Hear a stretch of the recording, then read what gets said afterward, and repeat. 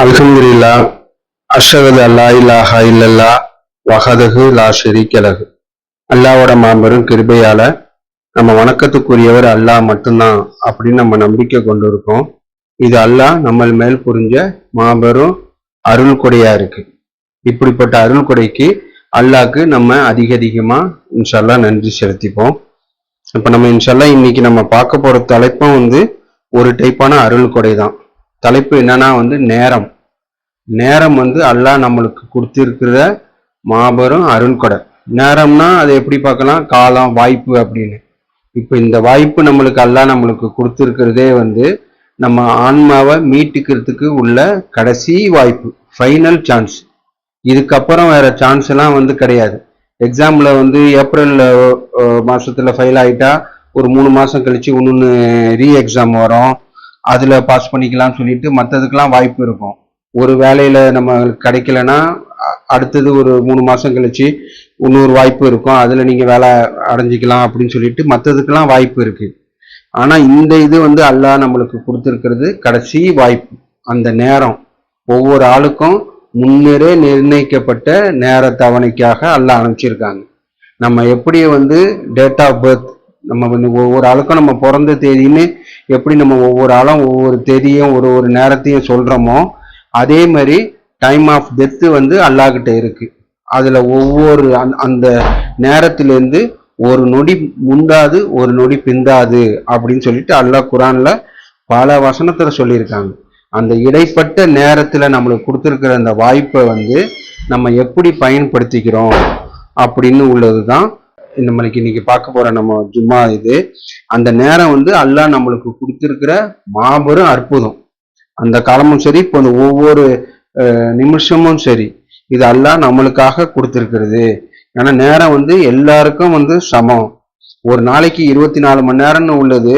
அவங்க செல்வந்தர்களா இருந்தானோ, ஏழைகளா இருந்தானோ, அல்லது முதலாளியா இருந்தானோ, தொழிலாளி இருந்தானோ, இல்ல வயசானவங்க இருந்தானோ, இல்ல சிறு வயசுல இருந்தானோ, எல்லாருக்கும் நேரங்கிறது ஒரு நாளைக்கு 24 மணி நேரம். அதுல எந்த வித வேறுபாடும் கிடையாது. ஆனா மனிதர்களுக்கிடையே வேறுபாடு அவர்கள இருக்கிறத இந்த நேரத்துல அல்ல, அந்த நேரத்தை எப்படி அவங்க பயன்படுத்துறாங்க அதுலதான் மனிதர்களிடையே வேறுபாடு இருக்கு அப்படின்னு நம்ம பார்க்கிறோம். ஏன்னா நேரத்தையும் காலத்தையும் கட்டுப்படுத்துறவங்க அல்லாஹ் மட்டும்தான் இருக்காங்க அப்படின்னு நம்ம பார்க்கிறோம். அது நம்மளால உணர்ந்து கூட முடியாது. நம்மளால டைம் டிராவல் பண்ண முடியாது. நேற்று போய் நம்ம பண்ணதை கரெக்ட் பண்ணிக்க முடியாது. நாளைக்கு போய் ஃபியூச்சர்ல எதிர்காலத்துல என்ன நடக்குன்னு நம்மளால பார்க்கவும் முடியாது. காலம் அல்லாஹ்க்கு மட்டும் உரியது, அல்லாஹ் மட்டும் அறிஞ்சதா இருக்கு அப்படின்னு நம்ம பார்க்கிறோம். அதனால இந்த நேரத்தை நம்ம ஒவ்வொரு நேரமும் அல்லாஹ்வை திருப்திப்படுத்தக்கூடியதா இருக்கா, இல்ல அல்லாஹ்க்கு நம்ம எகெயின்ஸ்டா அல்லாஹ்க்கு கோபமூட்டக்கூடிய செயலுக்கு நம்ம பயன்படுத்துறோமா அப்படின்னு நம்ம பார்க்கணும். ஏன்னா இந்த நேரம் ஆப்பர்ச்சுனிட்டி. இப்போ இன்னைக்கு அல்லாஹ் எனக்கு காலம் கொடுத்துருக்காங்க, இது எனக்குள்ள ஆப்பர்ச்சுனிட்டி. நம்மளுக்கு நேத்தே மவுத்து கொடுத்துருக்கலாம். மவுத்து இல்லாம இன்னைக்கு நம்மளுக்கு ஒரு காலம் இன்னைக்கு நம்மளுக்கு கொடுத்துருக்காங்கன்னா அது நம்மளுக்கு கொடுத்துருக்கிற ஒரு வாய்ப்பு. அந்த வாய்ப்பை நம்ம எப்படி பயன்படுத்திக்கிறோம், அல்லாஹ்க்கு நெருங்கி உள்ளதுக்கு நம்ம பயன்படுத்திக்கிறோமா, இல்ல அல்லாஹ்கிட்டேருந்து தூர போறதுக்கு பயன்படுத்திக்கிறோமா அப்படின்னு நம்மளே பரிசோதிச்சு பார்க்கணும். இது அல்லாஹ் சூரா 103 அல்லாஹ் சொல்லியிருக்காங்க. பிற்பகல் மீது, அதாவது ஒரு நேரத்தை குறிப்பிச்சு அல்லாஹ் அந்த நேரத்தின் மீது சத்தியம் செஞ்சு சொல்லியிருக்காங்க.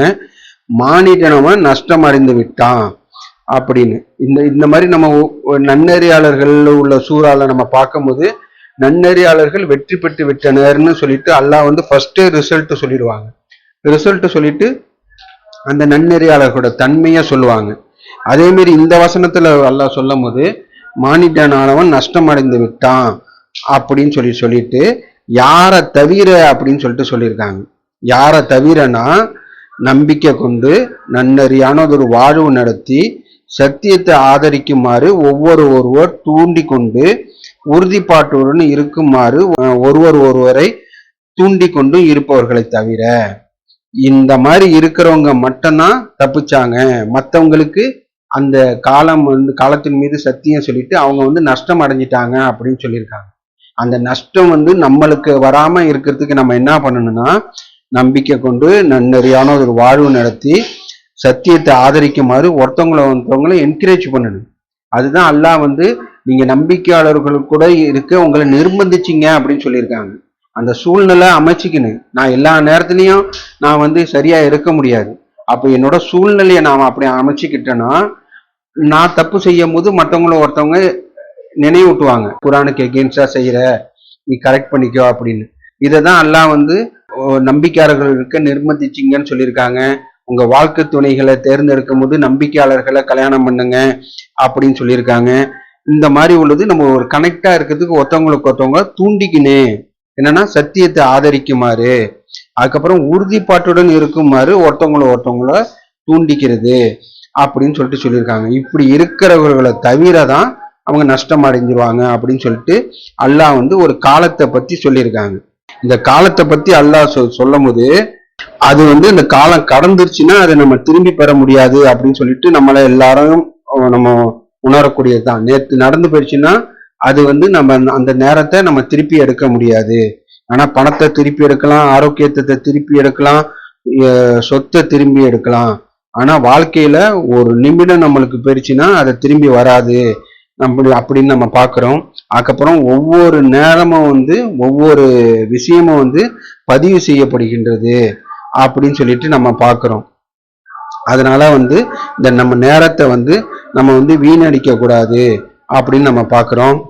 அடுத்தது வந்து 99 ஏழாவது சூறாலையும் 7வது வசனத்திலையும் 8வது வசனத்திலையும் அல்லாஹ் சொல்றாங்க, அவுது பில்லாஹி மினஷ் ஷைத்தானிர் ரஜீம் பிஸ்மில்லாஹிர் ரஹ்மானிர் ரஹீம்.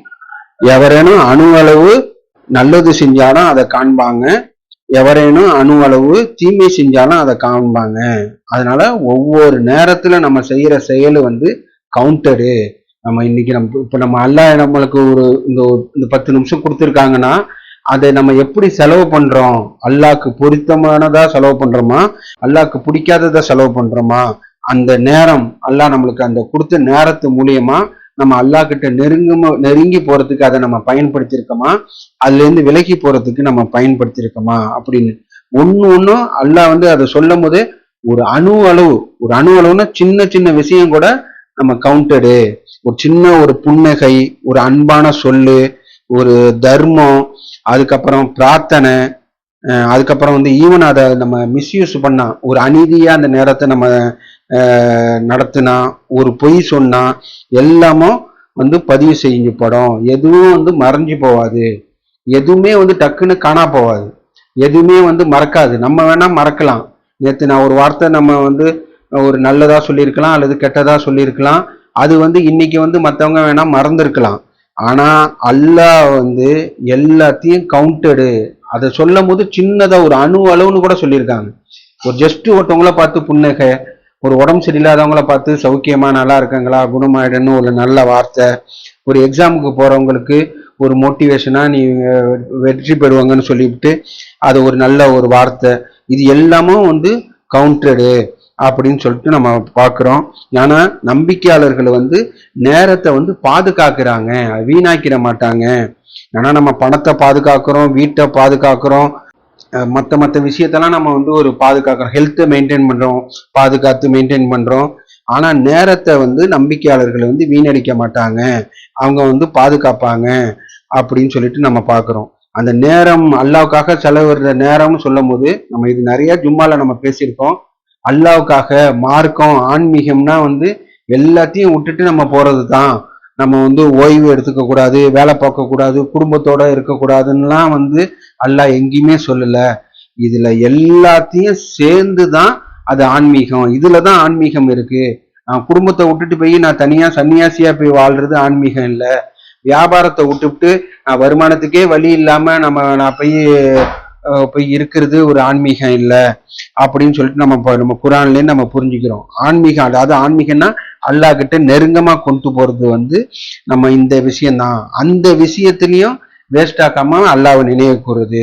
குடும்பத்தோட நேரத்தை ஸ்பெண்ட் பண்ணணும், அதை எப்படி ஸ்பெண்ட் பண்ணணும் அப்படின்னு குரான்ல அல்லாஹ் சொல்லியிருக்காங்க. வேலை, வியாபாரம், வருமானம் ரொம்ப ரொம்ப அவசியம். அதை எப்படி நம்ம ஈட்டணும், எப்படி செலவு பண்ணணும் அப்படின்னு சொல்லிட்டு அந்த வியாபாரத்துல அல்லாஹ் வந்து நேற்று நம்ம பார்த்தோம்ல கமாண்ட்மெண்ட்ஸ், கட்டளைகள். இந்த மாதிரி தான் நீங்க வியாபாரம் பண்ணணும், அளவுல மோசடி பண்ணக்கூடாது, பொய் சத்தியம் விடக்கூடாது அப்படின்னு. அதனால அந்த எல்லாத்தையும் வந்து நம்ம உள்வாங்கிக்கிட்டு அந்த நேரத்தை அல்லாஹ்க்கு பொருத்தமானதா, அல்லாஹ்க்கு நெருக்கமா கொண்டு போறதா அந்த நேரத்தை நம்ம செலவு செய்யணும் அப்படின்னு நம்ம பார்க்குறோம். ஏன்னா வந்து இதுல இருந்து நம்ம வந்து விலகி போயிடக்கூடாது அப்படின்னு நம்ம பார்க்குறோம். ஏன்னா 67:2 வந்து அல்லாஹ் வந்து இந்த வாழ்க்கைன்னு சொல்றது நம்ம ஒரு நேரம், அதான் நேரம் தான். எனக்கு இத்தனை வயசு, உங்களுக்கு இத்தனை வயசு, உங்களுக்கு இத்தனை வயசுன்னு சொல்லிட்டு அல்லாஹ் முன்னாடியே நிர்ணயிச்சிட்டாங்க. நம்ம என்னாண்டு ஒரு பாதுகாப்பான ஒரு கோட்டையில பெரிய எக்ஸ்பர்ட் டாக்டர், எக்ஸ்பர்ட் ஒரு ஹாஸ்பிட்டல்ல நம்ம போய் இருந்தானோ, நம்மளுக்கு நிர்ணயிச்ச நேரத்திலேருந்து 1 மணி நேரம் முந்தாது, 1 மணி நேரம் பிந்தாது. அந்த நேரத்து வரைக்கும் நம்மளுக்கு வந்து நம்ம வாழ்க்கை வந்து ஒரு சோதனையா இருக்கு அப்படின்னு நம்ம பார்க்கிறோம். அந்த நேரத்தை அல்லாஹ் எதுக்கு கொடுத்திருக்குன்னு 67வது சூறால 2வது வசனத்துல கிளியரா சொல்லியிருக்காங்க. உங்களில் சிறப்பாக செயல்படக்கூடியவர் யார் என்பதை பிரித்தறியும் நோக்கத்திற்காக வாழ்வையும் மரணத்தையும் படைத்தேன் அப்படின்னு சொல்லிட்டு சொல்லியிருக்காங்க. அந்த ஒரு நேரத்தை கொடுத்துட்டு இதுல சிறப்பா செயல்படக்கூடியவர் யாரு அப்படின்னு பிரித்தெறியறதுக்காக அல்லாஹ் இந்த வாழ்க்கையை கொடுத்துருக்கேன் அப்படின்னு சொல்லியிருக்காங்க. நம்ம வந்து நிறைய நம்ம டிவியில ஒரு ப்ரோக்ராம்லாம் பார்ப்போம். ஒரு 10 மினிட்ஸ் நம்மளுக்கு டைம் கொடுத்துட்டு அதுல உங்களுக்குள்ள பெஸ்ட் பெர்ஃபார்மன்ஸை கொடுங்க அப்படின்னு சொல்லும் போது அவங்களோட இதெல்லாம் வந்து அந்த அந்த டைம்குள்ள அதை வந்து அவங்க வெளிப்படுத்துவாங்க. அந்த மாதிரி அல்லாஹ் நம்மளுக்குள்ள கொடுத்த அந்த டைம்குள்ள நம்மளோட உண்மையான நம்பிக்கைய வெளிப்படுத்தணும். உண்மையான நம்பிக்கை என்ன? அல்லா இலாஹ இல்லல்லா. உதட்டளவுல ஈஸியா சொல்லிட்டோம், அர்த்தமே புரியாம நிறைய பேர் நம்ம முன்னாடியே சொல்லிக்கிட்டு இருந்தோம். இப்போ அர்த்தத்தை அல்லாவோட அல்லால உணர்ந்திருக்கோம். அந்த லா இலாஹ இல்லல்லா, அல்லா தான் எல்லாத்தையும் கண்ட்ரோல் பண்றாங்க. அல்லாவை சார்ந்துடாம யாருக்கும் சக்தி இல்லை, அல்லாமை சார்ந்துடாம எந்த இதுக்கும் சக்தி இல்லை அப்படின்னு நம்ம வந்து மனப்பூர்வமா பிராக்டிக்கலா நம்ம ப்ரூவ் பண்றதுக்காக உதட்டளவுல சொல்லிட்டோம். எழுத சொன்னா ஒரு எழுத்தளவுல நம்ம ஒரு லெட்டர் மாதிரி எழுதிடலாம். அதை பிராக்டிக்கலா செயல்படுத்துறது என்னான்னு சொன்னானோ அதை வந்து நம்ம பிராக்டிக்கலா இது பண்றதுக்காக அல்லாஹ் இந்த ஒரு வாய்ப்பை கொடுத்துருக்காங்க. எப்படி வந்து ஒரு 30 நிமிஷம் 10 நிமிஷம்னு ஒரு ப்ரோக்ராமுக்கு கொடுக்குறாங்களோ அதே மாதிரி அல்லாஹ் நம்மளுக்கு இந்த வாய்ப்பை கொடுத்துருக்காங்க. இந்த இதுல நம்ம செஞ்ச பாவத்திலேருந்து மீள்றது ஃபர்ஸ்ட், பாவ மன்னிப்பு கேட்டு அல்லாஹ் கிட்ட திரும்பி போறதுக்கு, அதுக்காக தான் கடைசி வாய்ப்பா கொடுத்துருக்காங்க. இந்த வாய்ப்பை தான் வந்து நம்பிக்கையாளர்கள் வீணடிக்க மாட்டாங்க அப்படின்னு நம்ம பார்க்குறோம். இன்ஷால்லா தொடர்ந்து பார்ப்போம். ஆதியில செஞ்ச பாவத்துக்கு பாவ மன்னிப்பு கேட்போம். தூபில் அல்லா. அல்ஹம்துலில்லாஹ், அஷ்ஹது அல்லா இலாஹா இல்லல்லாஹ் வஹதஹு லா ஷரீக லஹு. முன்னாடி நம்ம பார்த்த வசனம் 67:2 வந்து இந்த வாழ்வையும் மரணத்தையும் அல்லாஹ் எதுக்காக படைச்சிருக்காங்கன்னா, நம்மள யாரு சிறப்பா செயல்படக்கூடியவங்க, நன்னெறியான செயல் செய்யறவங்க யாருன்னு பிரித்தறிய நோக்கத்துக்காகத்தான் அப்படின்னு அல்லாஹ் சொல்லியிருக்காங்க. இதுல வந்து யாரு பெரிய நிறைய பணம் சேர்த்து வச்சிருக்காங்க, யாரு பெரிய வீடு கட்டியிருக்காங்க, யாரு பெரிய பதவி வந்திருக்கங்கன்னு சொல்லிட்டுலாம் வந்து இந்த நேரத்தை அல்லாஹ் நம்மளுக்கு சொல்ல, சிறப்பான செயல்படக்கூடியவங்க யாருன்னு காமிக்கிறதுக்காக தான் இந்த உங்களுக்கு நேரத்தை கொடுத்துருக்கேன் அப்படின்னு சொல்லிட்டு நம்ம பார்க்குறோம். ஏன்னா வந்து இப்போ நம்ம ப்ரையாரிட்டி வந்து முன்னுரிமை வந்து குழம்பி போயிருக்கு அப்படின்னு சொல்லிட்டு ஒரு வசனத்துல பார்க்குறோம். நம்ம எதுக்காக வந்திருக்கோம், எதுக்காக அல்லாஹ் வாழ்வையும் மரணத்தையும் படைச்சிருக்காங்க, எதுக்காக இந்த சூழ்நிலையை அல்லாஹ் அமைச்சு கொடுத்துருக்காங்க, எதுக்காக நம்ம வாழ்வுல வந்து சந்தோஷம் வருது, துக்கம் வருது, மகிழ்ச்சி வருது, கஷ்டம் வருது, நஷ்டம் வருது, நிறைய செழிப்பான திடீர்னு நல்ல செழிப்பான இதெல்லாம் வருது. இது எல்லாமே எதுக்கு எல்லாம் நம்மளை இந்த சுச்சுவேஷன்ல வந்து நம்மளை இது பண்ணி போறாங்க. ஒரு சினிமா மாதிரி திடீர்னு சந்தோஷமா இருக்கும், திடீர்னு நம்ம வாழ்க்கை ஒரு ஹாஸ்பிட்டல்ல இருக்கும், திடீர்னு வந்து ஒரு மேரேஜில் இருக்கும், திடீர்னு வந்து நம்ம ஒரு பிக்னிக்கு போவோம், திடீர்னு வந்து பிஸ்னஸ்ல பெரிய லாபம் வரும், நஷ்டம் வரும், உடம்பு ஆரோக்கியமா இருக்கும், உடம்பு திடீர்னு ஆரோக்கியம் குறைவா இருக்கும். இந்த மாதிரி எல்லா சூழ்நிலையிலையும் அல்லாஹ் நம்மளை எதுக்கு நம்ம அங்கே வைக்கிறாங்கன்னா, நம்மளை சிறப்பா செயல்படக்கூடியவங்க யாரு. நீ பணக்காரனா இருக்கும் போது நல்லா ஏசி ரூம்ல இருக்கும் போது நீ வந்து நல்லா இருப்ப, அப்போ நீ வந்து உன்னை கஷ்டத்துல போட்டுட்டு அப்ப அல்லாவை நினைக்கிறியா அப்படின்னு பாக்குறது. சில சமயத்துக்கு நிறைய பேர் வந்து கஷ்டமா இருக்கும்போது அல்லாவை நினைப்பாங்க. அல்லாஹ் எனக்கு இது தேவை இருக்கு, எனக்கு கஷ்டமா இருக்கு, எனக்கு உடம்பு சரியில்லை, எனக்கு வந்து இந்த பணம் தேவை இருக்கு அப்படின்னு கஷ்டம் இருக்கும்போது கடல்ல நடுவுல தத்தளிக்கும் போது அல்லாவை நினைப்பாங்க. கடலுக்கு கரையில போய் சேர்ந்த உடனே அல்லாவை மறந்துடுவாங்க. அந்த மாதிரி வந்து எல்லா இடத்துலையும் அல்லாஹ் நம்மளை சோதிப்பாங்க. கடலுக்குள்ளேயும் வச்சு சோதிப்பாங்க, கரையிலையும் வச்சு சோதிப்பாங்க அப்படின்னு சொல்லிட்டு நம்ம பார்க்குறோம். அந்த நேரத்தை நம்ம வந்து கரெக்டா அல்லாஹ்க்கு பொருத்தமானதா இது பண்ணிக்கணும் அப்படின்னு சொல்லிட்டு நம்ம பார்க்குறோம். முன்னாடி நம்ம பார்த்தோம், அல்லாஹ் வந்து நீங்க எவ்வளவு சம்பாரிச்சிருக்கீங்க, எவ்வளவு பெரிய வீடு கட்டியிருக்கீங்க, எவ்வளவு பெரிய பதவி அடைஞ்சிருக்கீங்கன்னு உள்ள இதுக்காக உங்களுக்கு வாழ்க்கையை நான் கொடுக்கல, சிறப்பா செயல்படக்கூடியவங்களுக்காக யாருன்னு பிரித்தெறியும் நோக்கத்துக்காக வாழ்க்கையை கொடுத்தேன் அப்படின்னு சொல்லிட்டு சொல்லியிருக்காங்க. இதை நம்ம 100 வசனத்திலையும் இதை வந்து நம்ம புரிஞ்சுக்கலாம். மறுமை நாள்ல வந்து நம்ப மறுப்போம், அதாவது ஒரு குற்றவாளி வந்து ஒரு தண்டனைக்கு சொல்லும் போது அவன் எதுக்காக ப்ரையாரிட்டி கொடுத்துட்டு முன்னுரிமை கொடுத்துட்டு இந்த உலகத்துல இருக்கானோ எல்லாத்தையும் வந்து மறுமையில வந்து அதை ஈடா கொடுக்க முயல்படுவான். அதை தான் சூரா 70 11வது வசனத்திலேருந்து 14வது வசனத்து வரைக்கும் இருக்கு. அதை இன்ஷால்லா அதுக்கப்புறம் நீங்க படிச்சு பாருங்க. அதுல உள்ள ஹைலைட்டை மட்டும் நம்ம சொல்லிடுறேன். அவன் வந்து தன் தண்டனையிலேருந்து தப்பிச்சு கொள்ள சொந்த பிள்ளை, நம்ம பிள்ளைக்காகத்தான் நம்ம வந்து எல்லாத்தையும் அல்லாவை மறந்துட்டு குரான் ஓதுறத மறந்துட்டு நன்னறியான செயலை செய்யறத மறந்துவிட்டு நம்ம பிள்ளைக்காக ஓடுறோம். அதுக்கப்புறம் வந்து தன்னோட வாழ்க்கை துணைக்காக ஓடுறோம், தன் சகோதரனுக்காக ஓடுறோம், தன் குலத்தாருக்காக, ஊர் மக்கள், எங்க ஊர் ஜமாத்து அப்படி அப்படின்னு சொல்லிட்டு நம்ம வந்து ஒரு ஈமான ஒரு காம்ப்ரமைஸ் பண்ணிக்கிட்டு மற்ற இந்த இதுக்காக தான் செய்யறோம். இந்த இதெல்லாம் இங்க செஞ்சானோ மறுமையில இது எல்லாத்தையும் அல்லாஹ் இதா கொடுத்துருவோம். அல்லாஹ் என்ன தண்டிக்காதங்க, அதுக்கு பதில் என் புள்ளைய எடுத்துங்க. எவ்வளவு பெரிய கடினமான வார்த்தை இருக்கு. எப்படி அதை சுச்சுவேஷனை செஞ்சு பார்க்கணும். என்ன நெருப்புல போடாதங்க, அதுக்கு பதில் இந்த என் வாழ்க்கை துணைகளை எடுத்துங்க, என் பிள்ளைய எடுத்துங்க, என் சகோதரர்களை எடுத்துங்க, என் குலத்தார்களை எடுத்துங்கன்னு சொல்லிட்டு எல்லாத்தையும் சொல்லுவாங்க. 300 வருஷம் சொல்லும் போது அவங்க சேர்த்து வச்ச சொத்து எல்லாத்தையும் வந்து கொடுப்பாங்க. இந்த இதுல இருந்து தப்பிக்கிறதுக்கு வாய்ப்பு இருக்கா?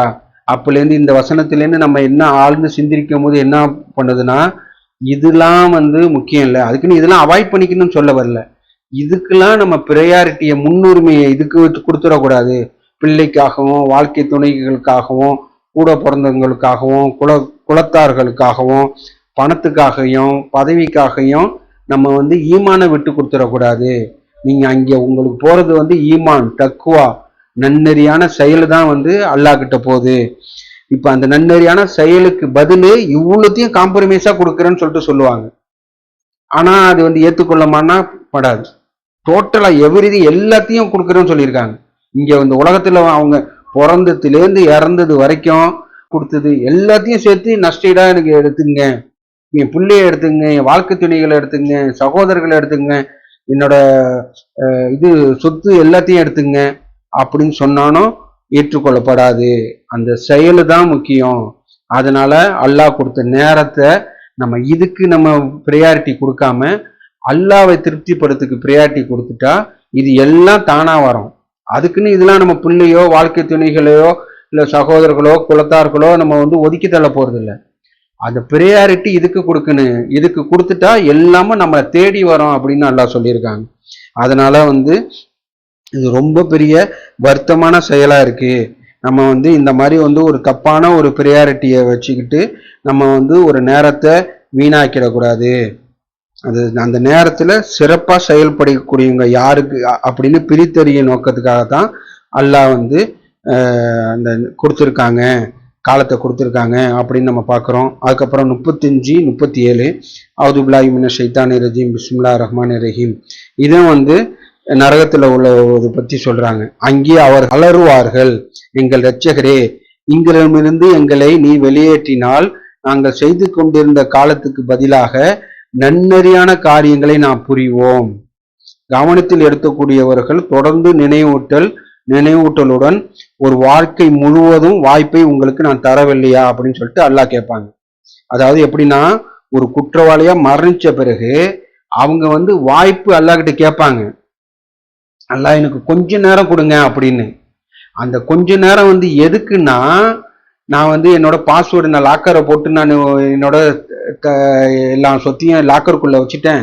அந்த பாஸ்வேர்டை மட்டும் என் பிள்ளைங்களுக்கிட்ட போய் சொல்லிட்டு கொடுத்துட்டு வந்துடுறேன். என் ஏடிஎம் பாஸ்வேர்டை கொடுத்துட்டு வந்துடுறேன். அந்த இதுக்கு இந்த உலக ரீதியில எதுக்கும் இல்லை. எனக்கு கொஞ்ச நேரம் டைம் கொடுங்கன்னு சொல்றது எதுக்காக கேட்பாங்கன்னா, நான் நன்னெறியான செயலை செய்யறேன், நான் கரெக்ட் பண்ணிக்கிறேன் அப்படின்னு. இதுல வந்து இந்த இந்த இம்பார்ட்டன்ஸ்னு நம்ம பார்க்கணும்.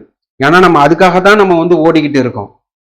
நம்ம வந்து இது பண்ணிக்கிட்டு இருக்கோம். இப்போ நம்ம கொடுத்துருக்கிற டைமோட கொஞ்சம் டைம் அதிகமா கேட்கறது வந்து இந்த உலக ரீதியில உள்ள விஷயத்துக்கு இல்லை, நன்னெறியான. ஏன்னா அப்போதைக்கு அவங்களுக்கு அடுத்த டைமென்ஷனுக்கு போயிடுறாங்க. மறைவானதெல்லாம் வந்து வெளிப்பட ஆரம்பிச்சிருது. இதுதான் இது வந்து மாயை. இப்போ வந்து நம்ம வந்து ஒரு கனவு மாதிரி ஒரு இதுல நம்ம வாழ்ந்துகிட்டு இருந்தோம். இப்போ நெசம் வளவுக்கு போயிட்டோம். அந்த நம்ம நம்ம அந்த அல்லாஹ் கொடுத்த வாய்ப்பை வந்து நம்ம வீணாக்கிட்டோம்.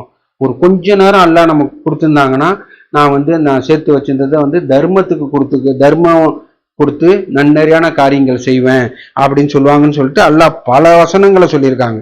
அதை நம்ம தேடி பார்க்கும் போதே நம்ம வந்து நம்மளால புரிஞ்சிக்க முடியுது.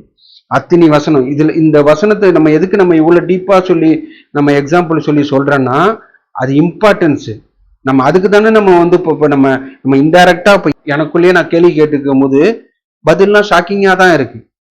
நம்ம எதுக்காக நம்ம வந்து இது பண்றோம், முன்னுரிமை பண்றோம், எல்லாவும் வந்து நம்ம அல்லாவை முன்னிறுத்தி பண்றோமா, இல்ல அல்லாவை மறந்துட்டு நம்ம பண்றோமா அப்படின்னு சொல்லிட்டு நம்ம பார்க்கிறோம். அதுக்கப்புறம் சைத்தானோட வந்து ஒரு வலிமையான ஆயுதம் வந்து என்னன்னா, பின்னாடி பார்த்துப்போம்.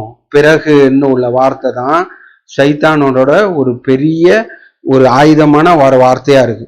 அப்புறம் தொழுதுப்போம், அப்புறம் வந்து நம்ம பாவ மன்னிப்பு கேட்டுப்போம், அதுக்கப்புறம் நம்ம தர்மம் கொடுத்துப்போம், அதுக்கப்புறம் வந்து நம்ம குரான் படிச்சுப்போம் அப்படின்னு சொல்லிட்டு நன்னறியான காரியங்களை தள்ளி போடுறது.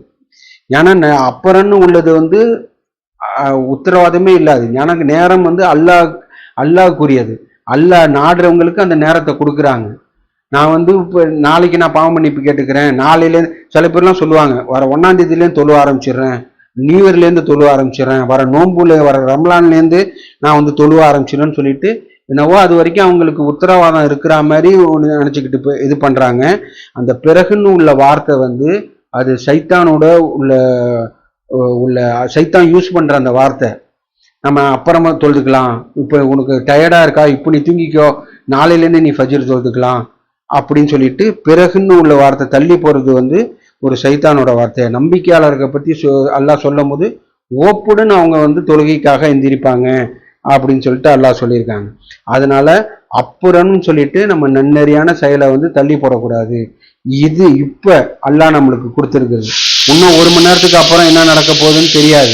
ஃபர்ஸ்ட் அந்த 1 மணி நேரத்துக்கு அப்புறம் அல்லாஹ் நம்மளுக்கு கொடுத்துருக்கிற டைம் இருக்கானே தெரியாது.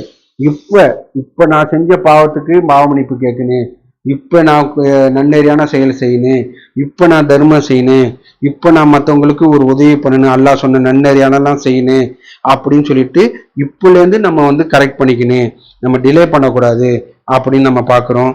அதனால நம்ம அதிகமான நேரம் அந்த டாக்டர் ரஷாதோட ஒரு இதுல கூட குரான் வசனத்துலேருந்து அந்த கருத்தை தான் சொல்லியிருப்பாங்க.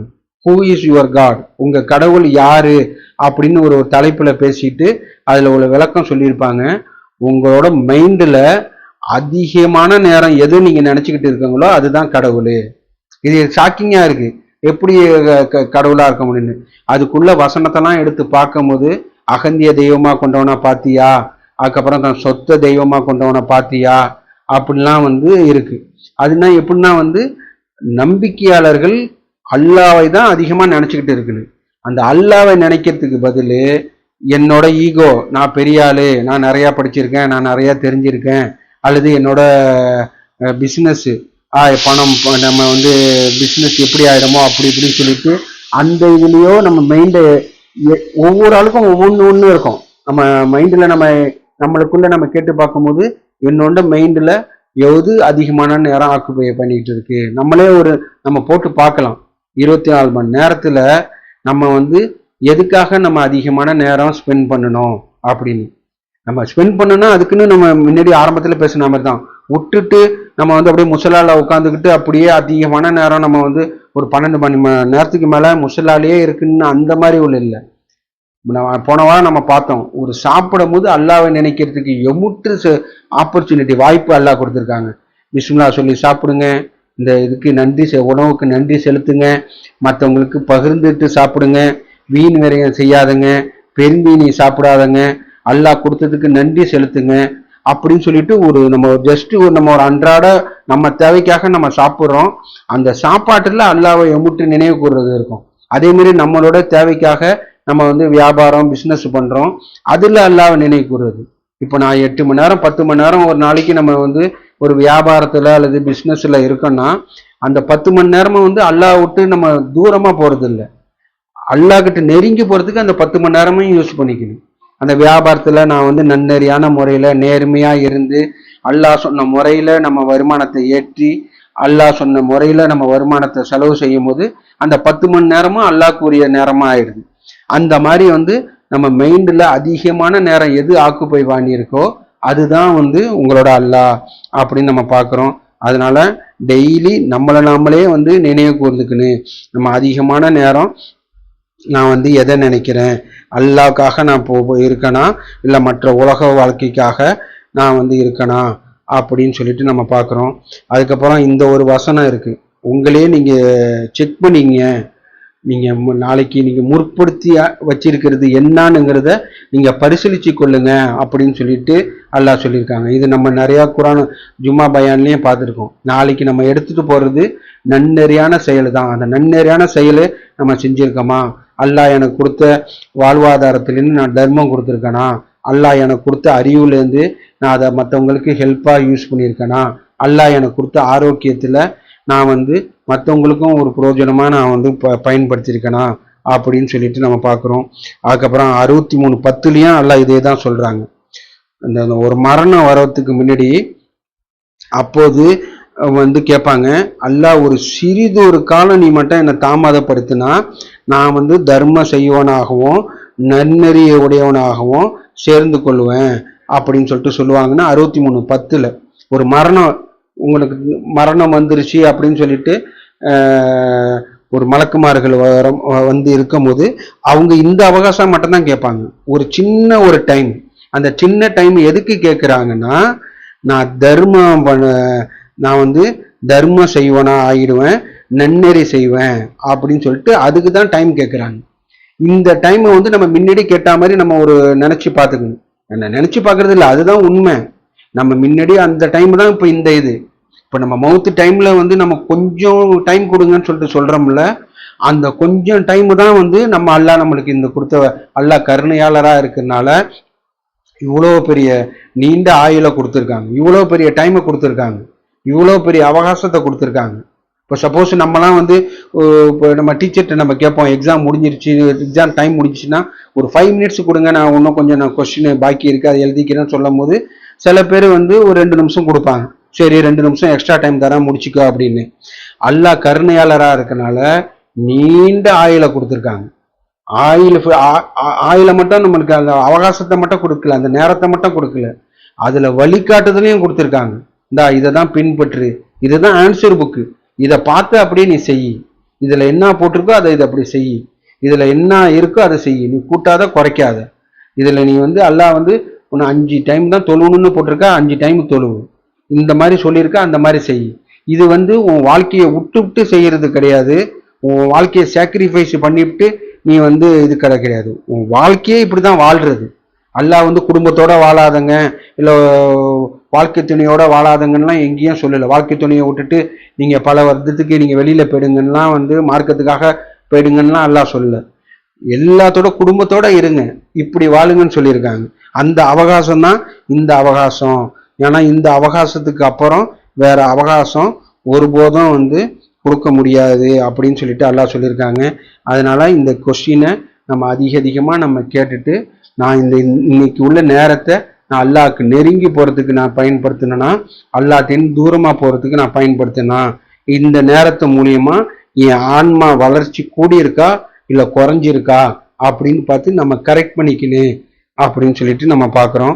அல்ஹம்துலில்லாஹ் அல்லாஹ் நம்ம எல்லாருக்கும் நேர்வழி காட்டி இம்மையிலையும் மறுமையிலையும் வெற்றி பெறத்துக்கு அல்லாஹ் அருள் புரிட்டோம். தொழுகையை நிலைநாட்டுவோம். வைக்கிமுஸ் ஸலாத்.